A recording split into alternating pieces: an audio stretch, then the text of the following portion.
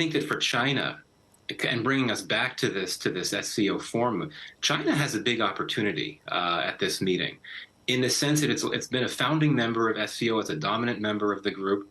And as Russia becomes more dependent on China for support, economic support, and so on, China's gaining more leverage over Russia.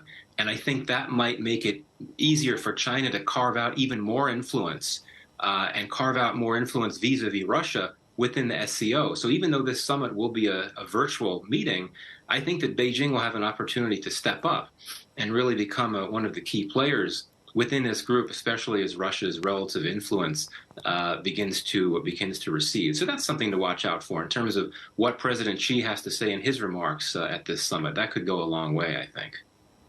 Yeah, I want to pick up on what you're saying there, because no doubt the developments out of Russia is something China's watching very closely. And as you say, it does certainly help some of that economic dependence in a way. But China also needs a strong ally in order to achieve its goals. So how do you think it's really watching this situation?